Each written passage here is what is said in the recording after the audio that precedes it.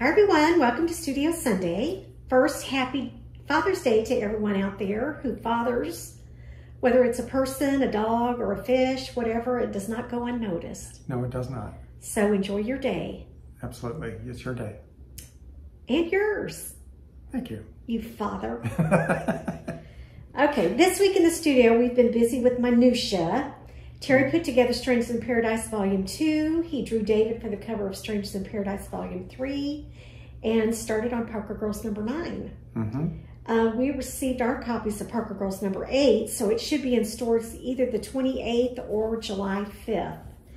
It just depends on when Diamond gets it, so it's coming up soon. Mike and I got the rest of the orders for Strangers in Paradise Volume 1 out, so everyone that pre-ordered should be seeing their copy soon. You can now order the softcover or the hardcover online at our website. Hardcover only available through us. We got copies. We got samples of the paper for Terry Moore After Dark, and they look great. Yes, they do. The printer tells us the guts of the books are printed, and now it goes to the binder, so we're making progress. Yeah, it's a big process. A lot of people work on it. Well, and we have 4 different versions, 4 different covers. How's that work? So, I know of 3. we have the soft cover. Oh, we just have 3, you're right. Okay. Yeah. It feels like 4. I wanted to know what that 4th one was. I want a copy of that. It's very rare. The 4th one's very rare. It doesn't even exist. Okay, we're going to Chicago for the American Library Association annual conference on Friday, and you'll be signing throughout the weekend. So if you're going to be there, check your schedules. I know he'll be at Diamond quite a bit. He'll be at Booklist on Saturday.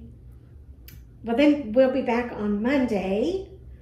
Then we'll be back at it prepping for After Dark. I'm all about it now. Yeah, really a lot of... Robyn and Mike have spent a lot of time gearing and planning up for this shipping all those orders, 2,300 plus.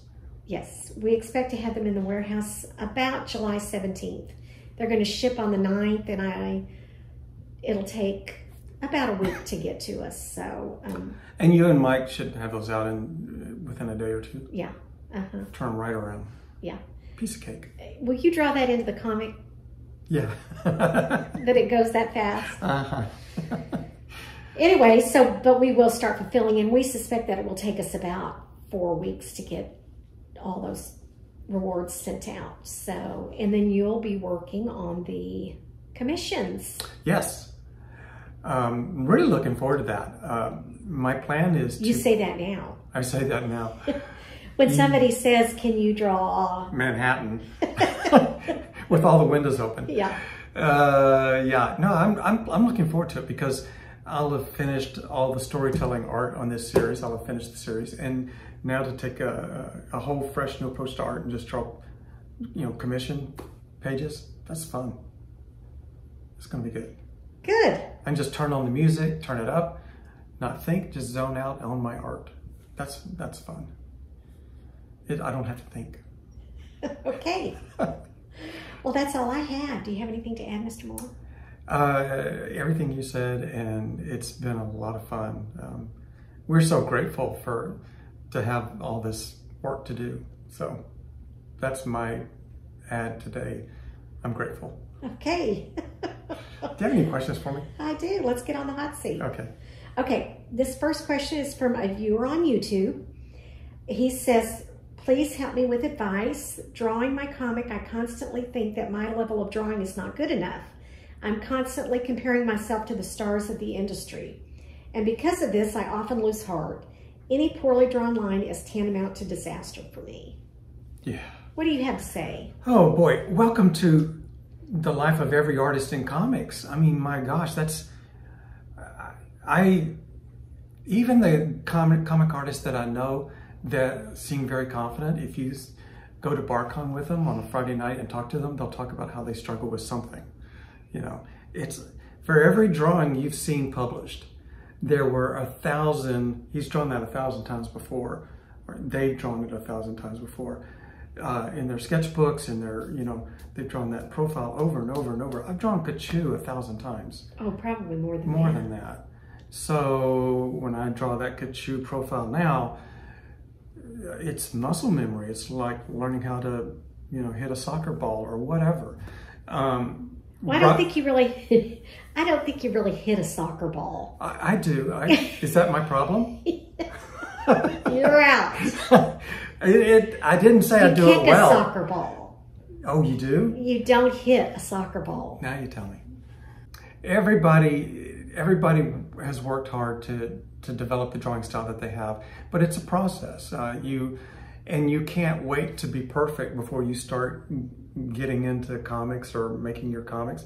You have to start making comics where you are, and then learn on the job. You'll never stop learning and drawing better and better and better as you get older. If I had waited until I was happy with my art, I still wouldn't have put out my first comic yet.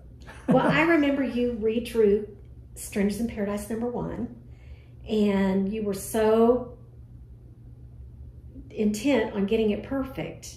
And I said, you can't, it was 6 months later and you were still thinking about it. And I said, you gotta do it if you're going to do it. Yeah. Anybody can draw one issue, but can they draw two? Right. Because you can spend the rest of your life drawing that one issue. I felt that in my heart, that I could spend the rest of my life redrawing one over and over and over. Because every time I drew an issue, my learning curve was noticeable. I got noticeably improved from issue to issue. So yeah, but you can't go back and redo one. The point is to go forward. So that's a little marker in time, and here's where you are today, and next year you'll keep drawing and you'll improve. So you still look at things and see mistakes that it's already been published. Everything I've published has mistakes in it. But you have to remember, it's a comic book. Right. It's not reality. It's not the Mona Lisa. It's not like, the guy, Da Vinci dragged Mona Lisa around with him for 10, 15 years and just kept tweaking on it. That's why you see a picture like that. In a comic, there was a deadline. How good can you be in this amount of time and do, 9 issues of this? It's a different thing altogether. So you're going for a batting average with your... And there were many times early on, before you could send your files, that you would be drawing until the last second. Oh, yeah. Get it in the car and finish drawing it at the FedEx office yes. by the airport, because that was the last place it was the latest drop off. Yes. And you would drive down to the airport and finish it in the parking lot, trying to get it just right. I forgot about the airport FedEx days, yeah. And you think you did the best you can, and then you get the printed book back and you open the page, and the first thing you see is a wacky eye, and you go, oh! How did that get past me? So... That building was perfect. So, I don't know. I can show you a little bit about how to... I can show you something. Let's do it. Talk about it during the art section, and I'll show you how to look at something that may have a problem and how to keep making progress past that point and get to where you want to go. You may never end up like, the superstar that you're admiring, but you could certainly end up with your style. Okay. That was clearly That's a subject you can talk about for a long time. I've seen a lot of drinks at the bar, guys sitting over their drink talking about how that ear will never be right. No, I can't do ears, or how do you get your knees to do that? Yeah. Okay, well, I hope that answered some questions, even though it sounded like it was a lot of your own personal problems. Me? What about me? What does any of this have to do with me?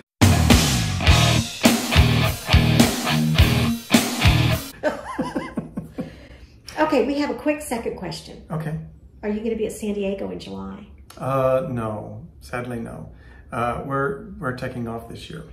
We decided that it was time to do something different in regards to San Diego. So this year, it's going to be our first year in 29 or 30 years that we haven't been there. So we'll miss all of you, but I'll be at the warehouse fulfilling these rewards during San Diego.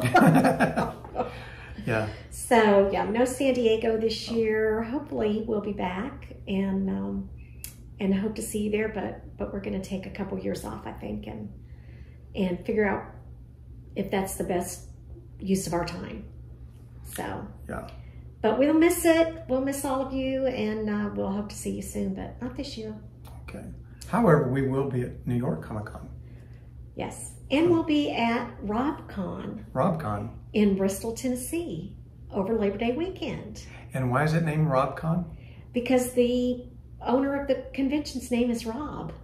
There you go. I know. How straightforward is that? And speaking of conventions, I'll just throw this out there. I think it's the first weekend in October. It's either the first weekend in October or the last weekend in September is Bedrock City Con. Oh. Here in Houston. And that's our comic book shop, and they have decided to do a convention. And a good one. And so we're going to be there. That'll be fun. Yeah, so everybody come to Houston and come to Bedrock City Con in late September, early October. Are we still going to pack our suitcase just out of habit? Hell no. Drag it around? Hell no. It'll be so weird to do a convention in our own town. It is October 7th and 8th. Okay. So, and I think it's in Sugar Land, which is a suburb of Houston. Very pretty. And we'll be there for the first Bedrock City Con. Oh, that'd be very good. exciting. Bedrock City is where I did my very first signing. I sat next to Jeff Smith, and I had one issue out. And then we went to dinner that night at a Mexican food restaurant, Bedrock guys and Jeff, and then they let me come along. And I pumped Jeff full of questions. How do you do it? How does it work? How do you self-publish? What's going on? How do I do this? He's like, who are you? Yeah. Get away from me. Get away from me.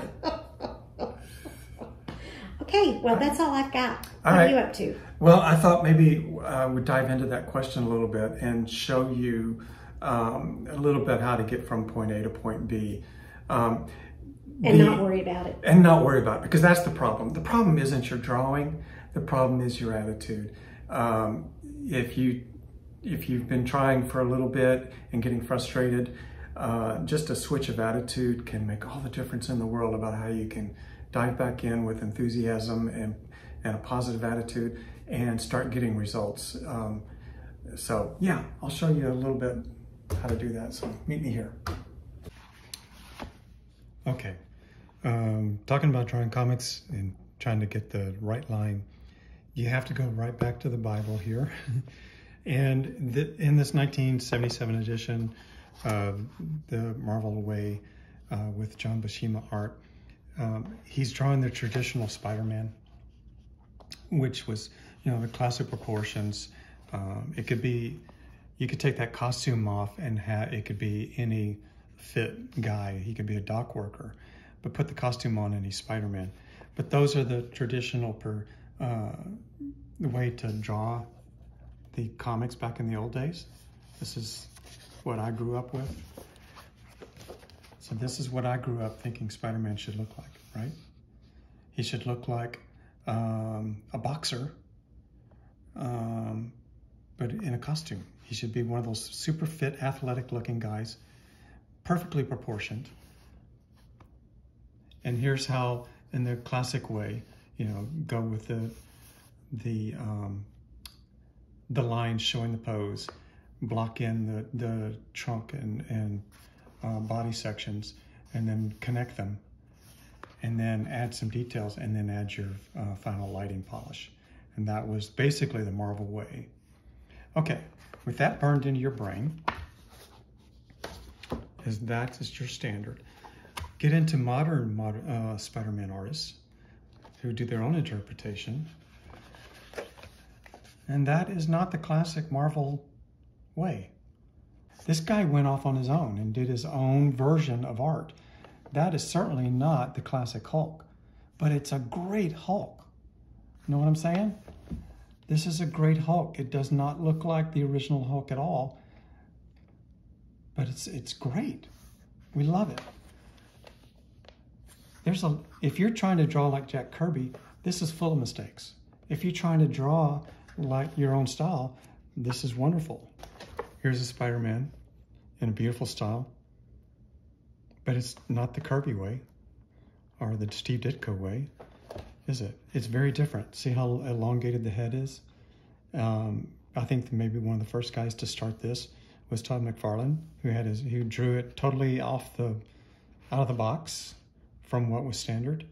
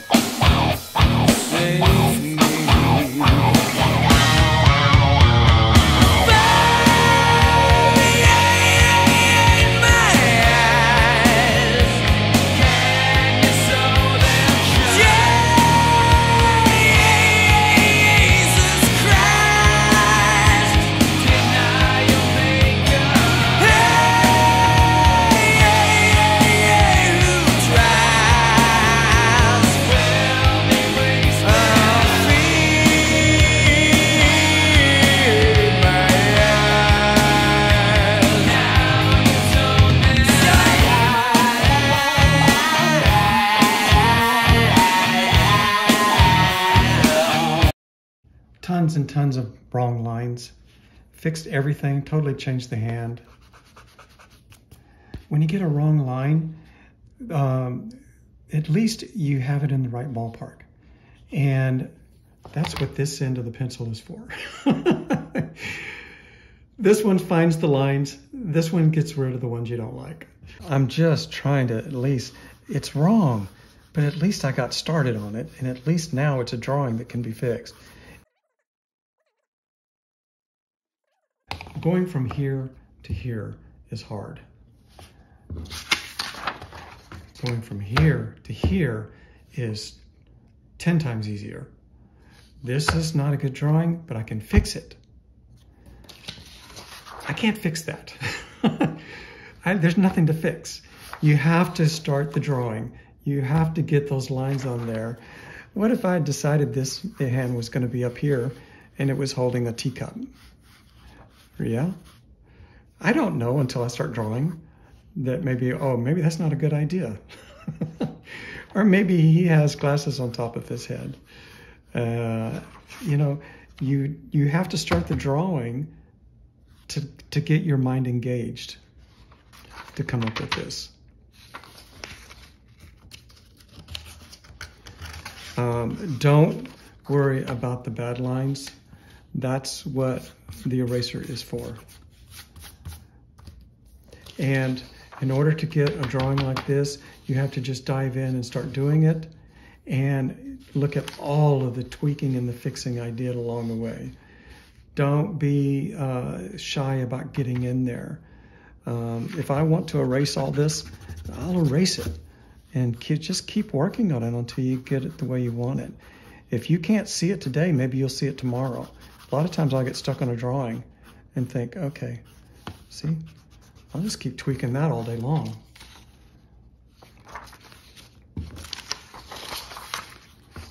Here's my best advice. Number one, use your eraser. Number two,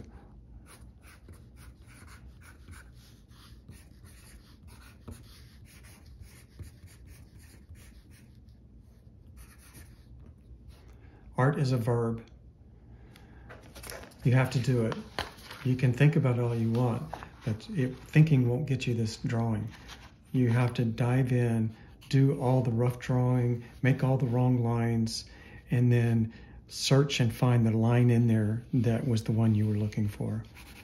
And then that's the one that stays. And that's basically what every one of us is doing. Everybody that's drawing is doing it that way.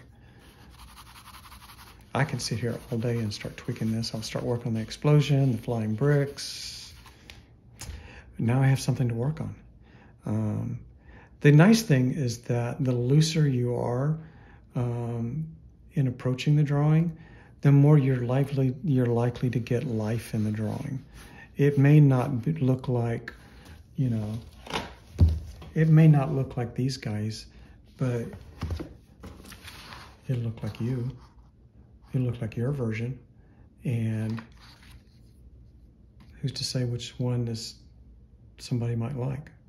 You know, they're both Spider-Man, they're both fun, and, you know, you had fun drawing it. That's the whole point of it. Hope that helps. Art is a verb, guys. Do it. Don't overthink it, just do it.